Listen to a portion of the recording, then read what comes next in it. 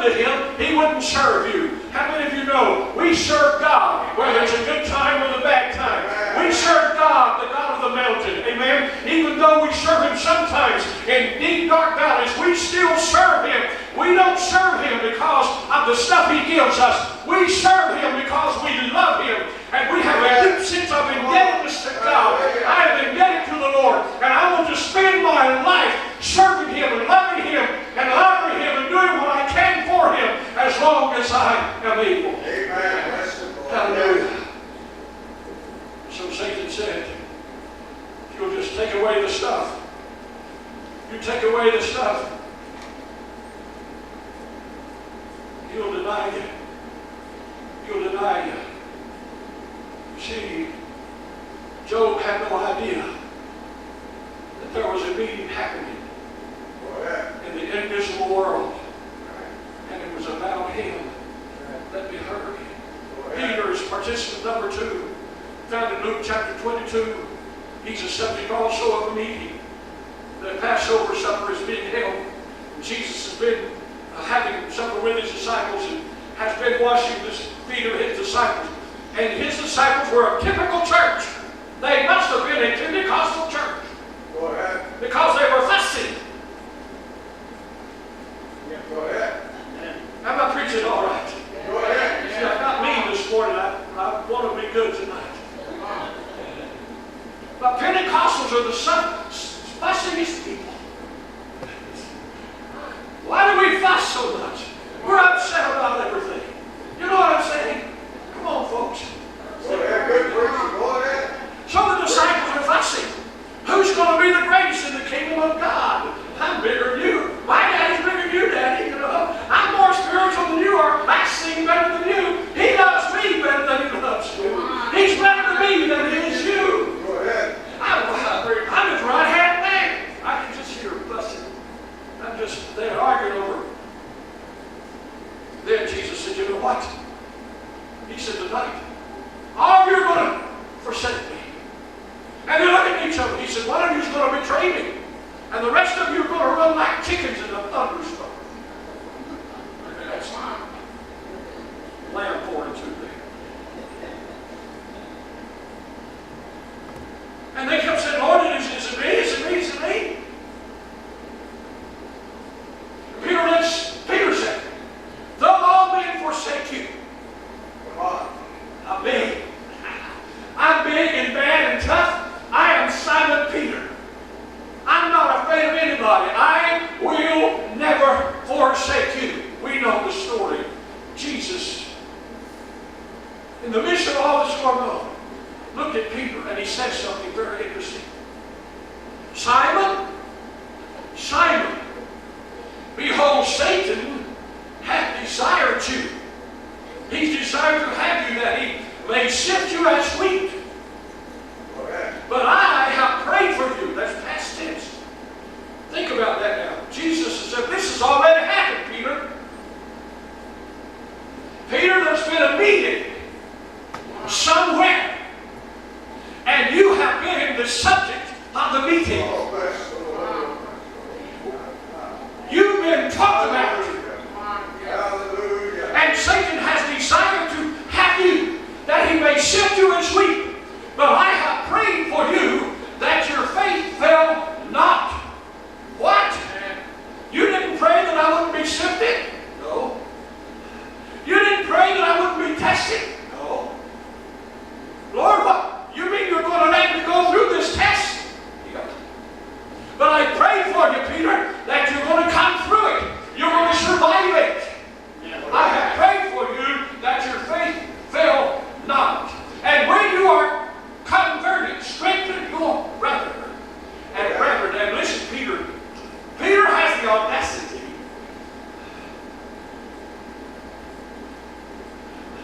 I've never seen such audacity, verse 33. And he said to the Lord, I am ready to go with thee, both into prison and death. In other words, he said, you don't know what you're talking about. You don't know who you're talking to. I don't care how many meetings you've had. Go ahead.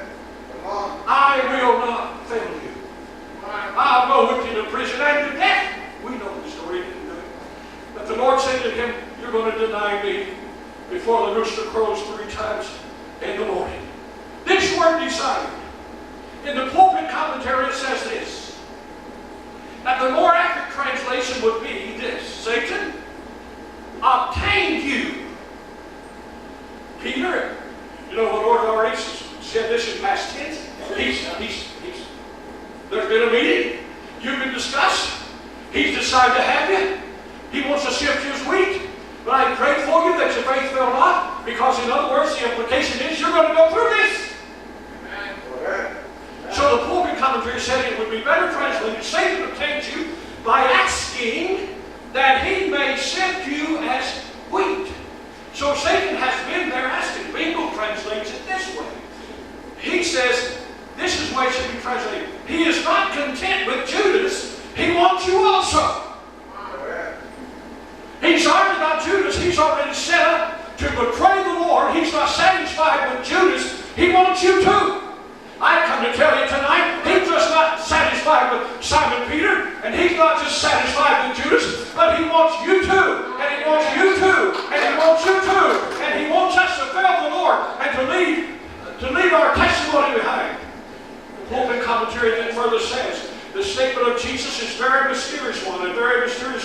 It reveals to us something of what is happening or going on in the unseen world. A similar request was made by the same bitter, powerful foe in the case of Job. This word sift means to riddle. Man, he said he wants to riddle you. He wants to rip you apart. He wants to destroy you.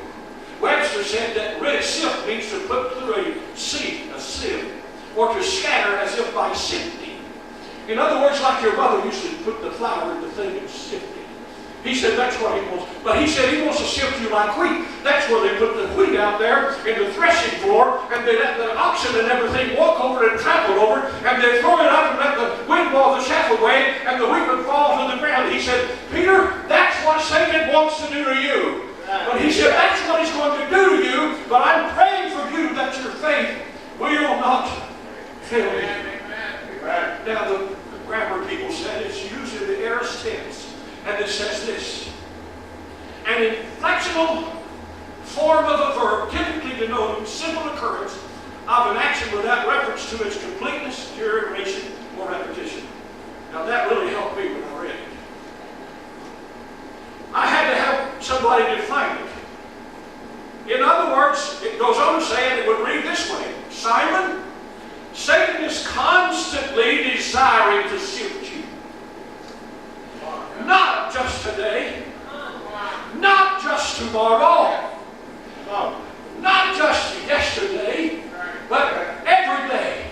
Not just this year, but every year. Not just this month, but every month. In other words, he is not going to give up. Listen, Christian, if you think you're going to live a life that is uninhibited by the powers of darkness, think again. Because the devil's going to bother you until the day Jesus comes back to take you to glory. Hallelujah. I've been preaching 51 years. I pastored almost 40 years, like 6 months being 40 years. I never had a time of uninhibited, unhindered ministry. The devil was always in my church, causing as much trouble as he could, and those who yielded to him became troublemakers. That's good preaching. Amen.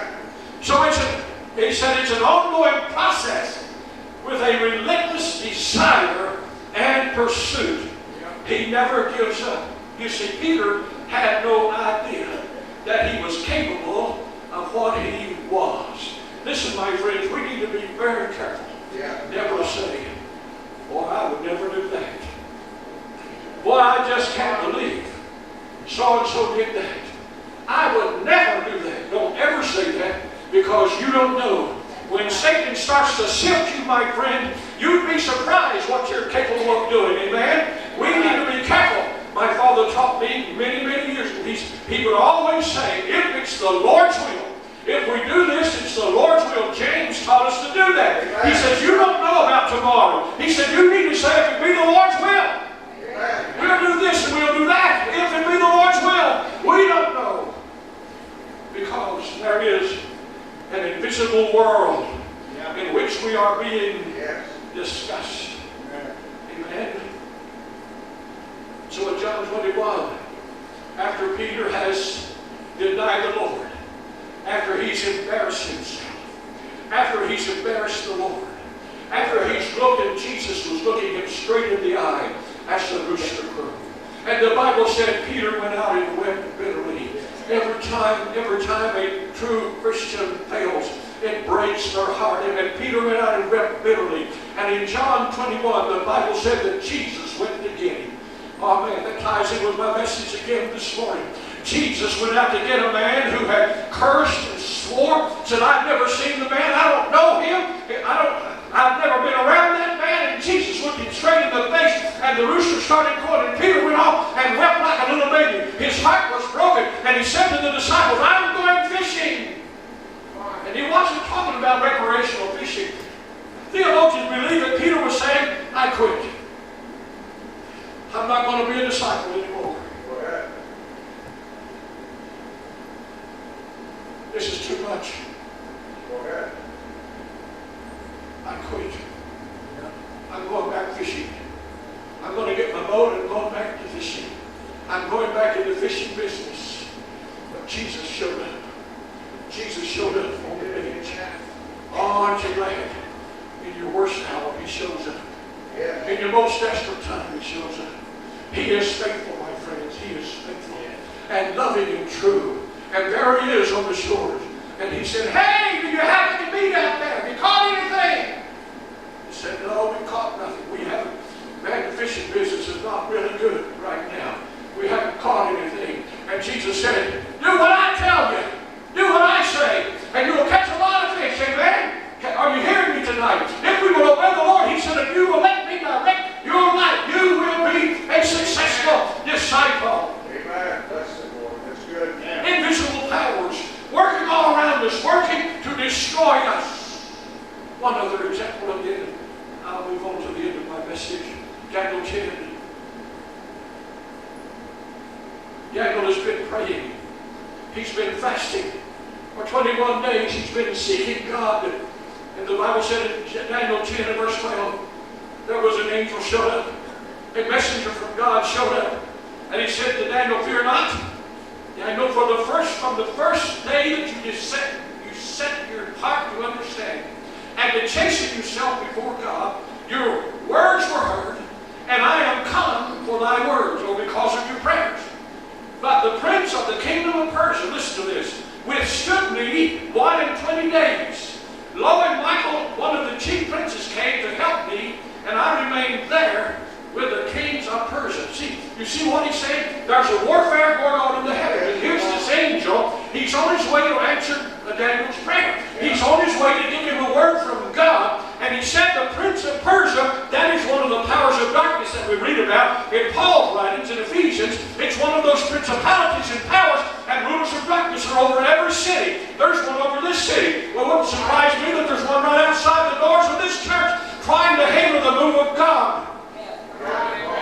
Let me just throw in a little story that I heard and read in a book. This preacher had gone out in California, the Lord had sent him to California to serve the church. And he said he worked and labored and nothing seemed to happen. He said every church in town was just a small church. Every church was a small church. And he said he just couldn't stand it any longer. He got to fasting and praying and seeking God and saying, God, what's wrong here? I'm doing everything right. I'm doing all that I can. And he said, God showed me a wicked angel, a demonic power that was hovering over that city. He said, there's the problem right there. He said, that angel, the powers of darkness, this city is saturated by the devil himself, by the powers of darkness, and evil reigns in this town. And he said he started to pray and seek God and started to fast and kept rebuking that devil, rebuking that angel. And he said he started to see him. He kept getting further and further and further away from the city. And finally he said he was out over the ocean. And he said his church started to grow. And it went from about 8 or 10 people and to thousands, and churches all over that city started to grow. I tell you, there is a warfare going on. And the powers of darkness have their meetings that are happening in the invisible world. And the enemy is trying to destroy and deceive and tear down and hinder the growth and the work of God. Hallelujah.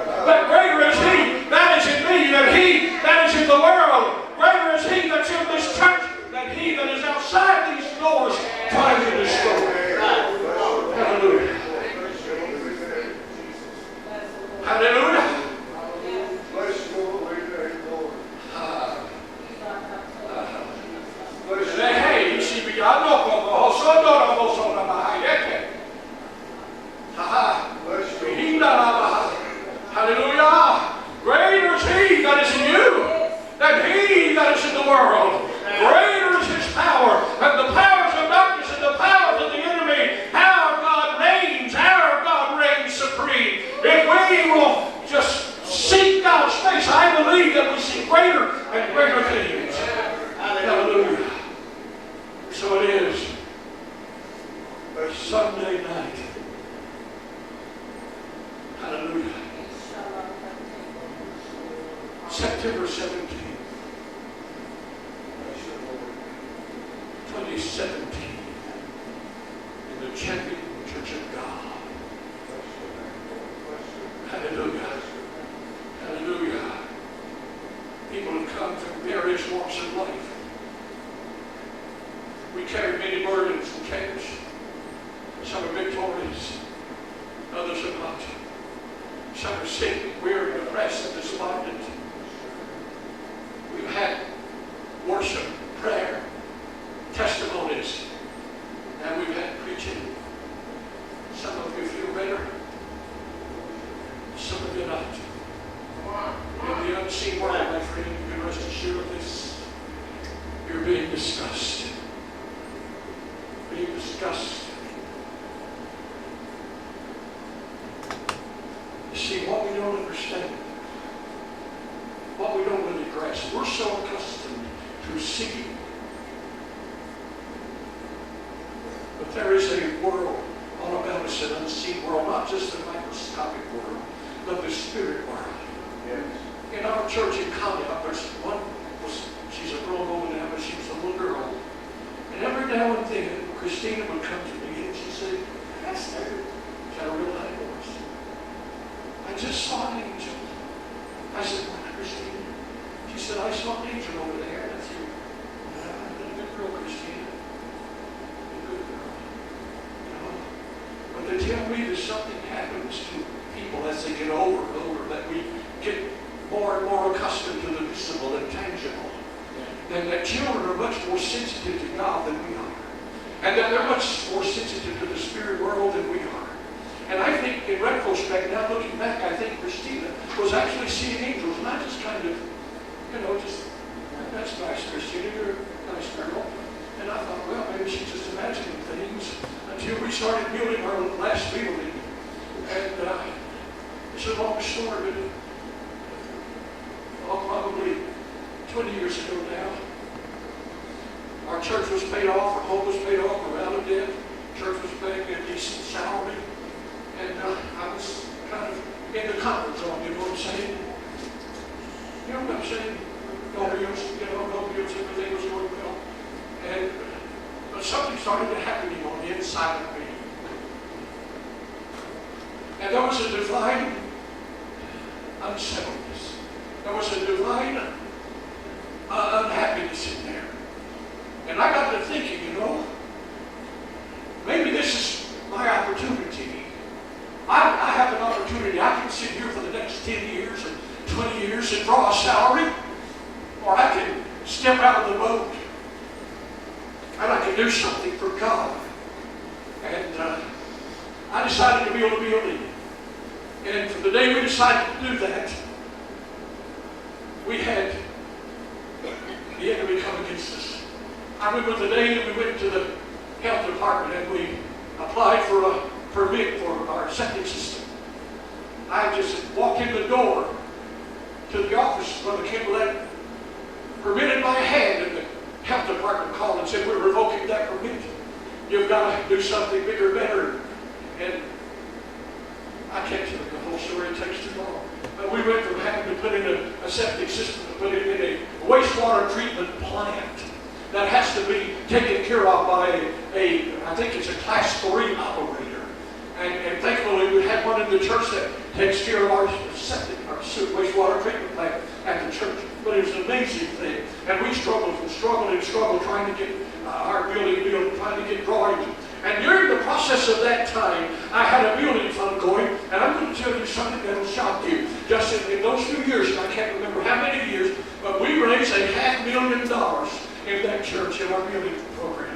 It was the most amazing thing, and I didn't have 250 people, and I thought I couldn't get up here with a gun and get that kind of money out of these people. But they bought into the vision, and they gave $500,000. And I thought, man, that's going to be enough to build the church. But by the time we got through, we were building a church that would seat 500 people. Has a second story, has Sunday school rooms up there, has bathrooms. I think I was counting the other day, we had 7 bathrooms. only people that happened. Oh, see, people do that kind of stuff. You know what I'm saying? But I count bathrooms. How many pews are in the church? You know, that kind of stuff. That's just the way I am. I count. I go in my mind and I know how many toilets are in the church. I think it's 27. Plumbing fixtures, urinals, toilets, and sinks. Somebody says, are you nuts? I think so. But I know how many toilets are in the church. And I know it's going to take a lot of water to do that. And I remember back 30 years, over 40 years ago now, that God gave us a well that was like having city water that would pump 2,400 gallons of water every hour. Can you imagine that? Out of a country well, 2,400 gallons of water every hour. My friend, I tell you, God is good and God is still on His throne.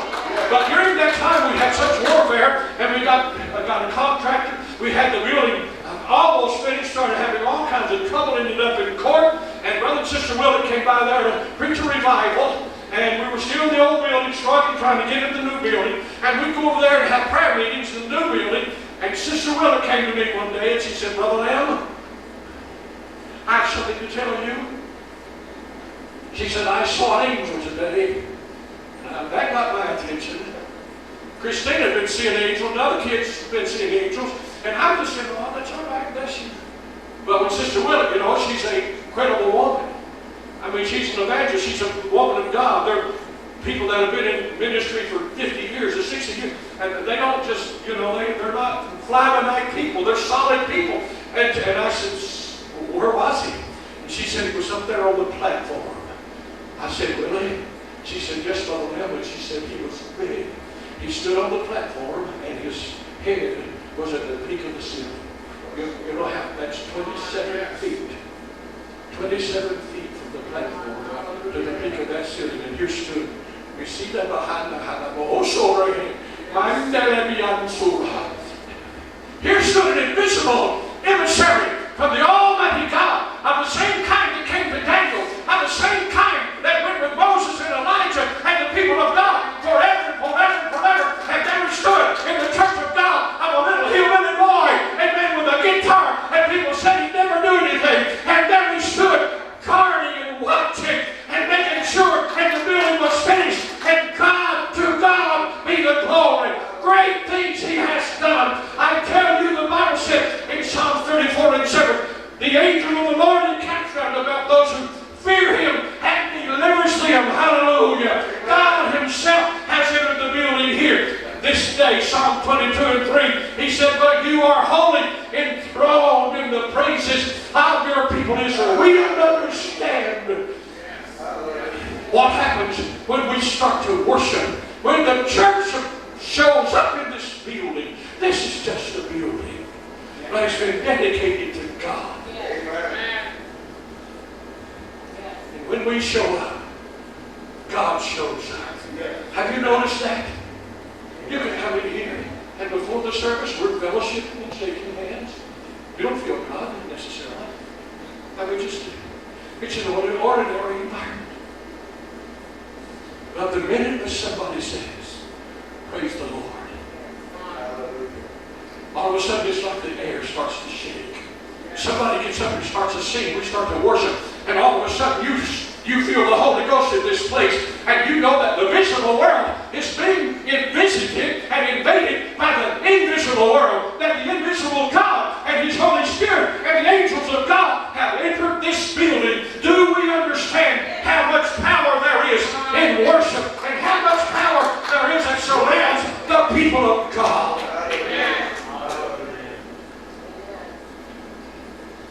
We are visible participants in an invisible world. God is in this house. You know how no? Number one, because He said, where two or three are gathered in my name, thereby in the midst of His people, of my people. He's enthroned in this house. I'm closing. I believe if God is anywhere in the church normally, if He were to say physically, this is where I'm going to be, it would be the altar. It would be the altar. The altar represents His throne. think the minute we start to sing, God walks in, sits down on his throne. I think maybe, I don't know if I've been preaching. I think he maybe that's his foot. You know the story of Paul and Silas in jail? One preacher said, you know what? The Bible said, heaven is my throne, the earth is my footstool. Said Paul and Silas is in jail, and they start to sing praises unto God, and God said to the angels, I hear you singing. I hear singing. And the angel said, God, there's an angel singing all about you. They've been singing forever. They're singing hallelujah, hallelujah. Oh, he said, I hear others singing. I hear others singing. And the Bible, and the guy said, well, since heaven is his throne, and the earth is his footstool, said that God started to pat his foot. And as he patted his foot, the footstool shook. The earth shook. And the prison doors opened up. Man, it makes me think, man, when he walks in here and we start to sing again, pats his foot. Hallelujah! We need to understand that we are surrounded by power. We're surrounded by anointing.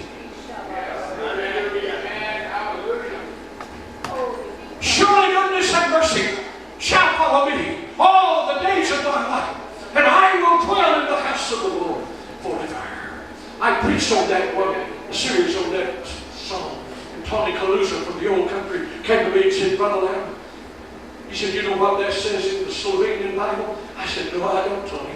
He said, it doesn't say he's following me. He said, it says, goodness and mercy shall be escorting me. Amen. Escorting me.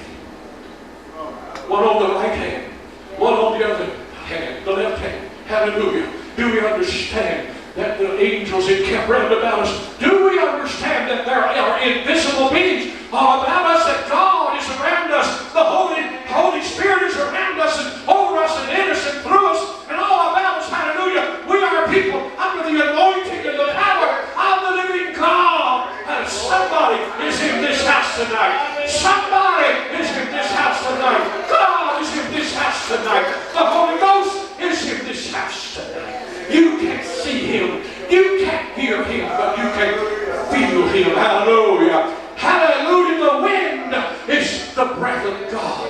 It's breathing on his people again. Hallelujah. Hallelujah. Could we have some music, please? Hallelujah. Hallelujah. His throne is the altar. His throne, listen to this, represents his ability. Are you hearing this? He enthrones himself in the midst of his people. His throne represents his ability. His throne represents his authority. Pay attention, please. Are you hearing me? His throne represents his authority. His throne represents willingness. His willingness to meet our need. May I ask you, why would God show up if he didn't plan to do something? Hello? Why would he show up if he didn't?